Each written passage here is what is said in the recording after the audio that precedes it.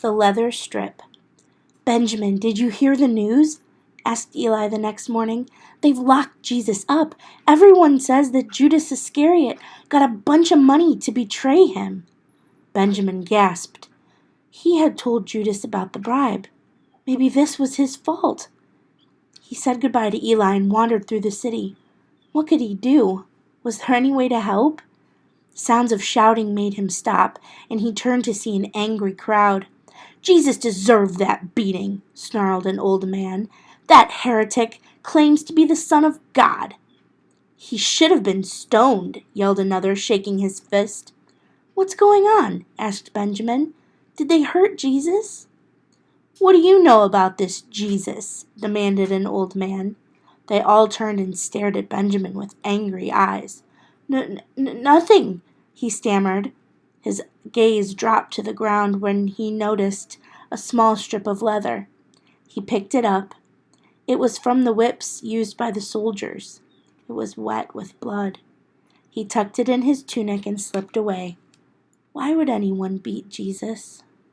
The thorn. Benjamin continued to walk. If only he could make them release Jesus. But what could a small boy do? He heard loud cries as another crowd gathered at the end of the street. "Hail, King of the Jews!" yelled a soldier as Benjamin pushed his way past the men and women. And there Jesus stood. Benjamin looked into Jesus' eyes as Roman soldiers threw a shabby robe over his beaten back. He expected to see hatred, but instead saw only love. Just then, a soldier shoved a crown of thorns on Jesus' head, and another struck him with a stick. Benjamin's eyes filled with tears. Why were they doing this? A few days ago, everyone had called Jesus a king when he entered Jerusalem. Now it seemed they all hated him. Benjamin squatted down and buried his head in his hands. "Please, God," he prayed over and over. "Please make them stop." When he finally opened his eyes, the crowd had moved along. Jesus was gone. He walked over to where they had scorned his friend and picked up a sharp thorn broken from the awful crown. He ran home. His parents paused to hear the story, then sadly shook their heads and returned to their work. Benjamin placed the thorn and leather strip in his box and cried. The nail. "Benjamin," called Eli, "have you heard? Jesus is going to be crucified." "No!" cried Benjamin. "He has done nothing to deserve that." Eli frowned. "My father says that only the worst criminals are put to death on a cross."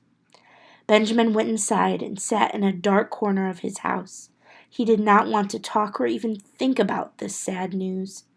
But in his mind he could still see the evil men hurting Jesus. "I must go," he finally said aloud.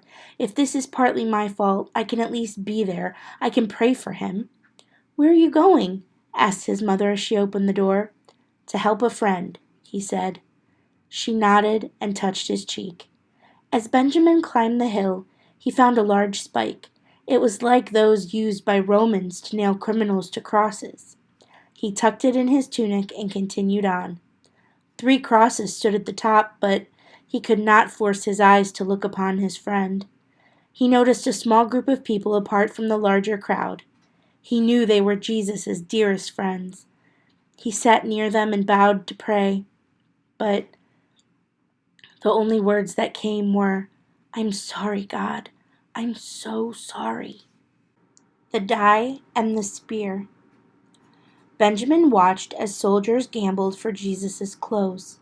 He tried to shut his ears to their cruel remarks. Finally, he forced himself to look up. Benjamin looked into Jesus' eyes and saw such sorrow and pain that it cut into his heart. But he also saw love. And like before, Jesus looked right at Benjamin. Surely this was his way of saying all would be well. Perhaps he would even do a miracle. But instead the sky turned dark and Jesus cried out, "Father, into your hands I commit my spirit." The ground shook and Jesus breathed his last breath. Benjamin was stunned. Jesus was dead. As if in a dream, Benjamin heard the people move about. He saw a soldier pierce his friend's side with a spear. People hurried to take down crosses and bodies before the Sabbath began. Soon they were gone, and he was alone. He picked up a stone the soldiers had gambled with and looked up at the sky. Why had God allowed it? Later that night he opened his treasure box and placed the nail and the gambling stone inside. He looked at his collection. It had seemed so valuable when he believed Jesus was the king, but now the strange items only filled him with unbearable sadness. The cloth. "Benjamin," called Eli the next morning, "come hear the news." Benjamin stuck his head out the window and rubbed his sleepy eyes. "They posted guards at Jesus' tomb," explained Eli. "Some say that Jesus will return to life." Benjamin perked up. "My grandfather told me that Jesus brought some people back from the dead." "Maybe it'll happen again," said Eli. "But the soldiers say they're making sure people don't steal the body." Quickly, Benjamin dressed and raced to the tomb. Could it be? Could Jesus have returned to life? How he hoped so. But the huge stone remained in place, and the guards blocked the tomb. With dark, scowling faces, they told him to leave at once. As Benjamin walked slowly down the hill, he noticed a bit of white cloth hanging from a small tree branch. He plucked it off and rubbed it between his fingers. His parents wove cloth like this for burials. Jesus is dead, he told himself as he continued toward home. That night he sadly placed the cloth in his box. This would surely be the last thing to remember his friend by. He tried to pray, but no words came. He wondered if God even listened. The stone. Early the next morning, Benjamin went to the market for his mother. He used to enjoy the crowds in the city, but now they only reminded him of how everyone had turned against Jesus. He shuffled along without looking up. "It's a miracle!" shrieked a girl. Benjamin stopped in his tracks and listened. "Jesus has risen from the dead! The stone's been moved!" Benjamin turned and ran from the market and up toward the tomb. Could it possibly be true? Could Jesus have risen from the grave? In his heart he believed it could be. It must be. He ran even faster. Sure enough, the stone was rolled away. He fell to his knees and thanked God. When he stood, he picked up a sharp piece of broken rock. It must have crumbled from the huge stone. With a joyful heart, he marched back down to town. Jesus was alive! In the market, he met a woman who was a friend of Jesus. "I know the good news," he said. "Jesus is alive!" "Yes," she smiled. "It's as the prophet said. On the third day he'll rise. Some of us have even seen him." Benjamin ran home and told his parents. He placed the stone in the box. What a treasure he had now.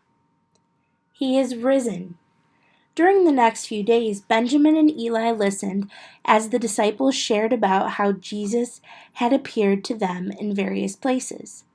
Jesus said that all this came to pass just so forgiveness could be preached to all nations, beginning right here in Jerusalem, explained a disciple. He said that since we saw all these things, now we can go out and tell others the good news of his forgiveness. Benjamin smiled. Now he understood that Jesus had forgiven him too, and he wanted to share the good news. He ran home and got his treasure box and went out to the streets and gathered all of his friends. Inside this box, he explained, is a great treasure. The children drew closer and listened with excitement. One by one, Benjamin took out each item. He explained how he got it and what it all meant. "And so you see," he said as he closed the box and looked into their faces, "the treasure is really Jesus. Because of what Jesus did on the cross, we can all be forgiven by God the Father." They all cheered and begged him to tell the story again. Thank you. That night, Benjamin opened his box one more time before he went to bed. He examined each item, handling them all with love and care. Finally, he placed the last one back in the box. Then he knelt and prayed. "Dear God, thank you for letting me find all of these special treasures. But most of all, I thank you for sending me the greatest treasure of all.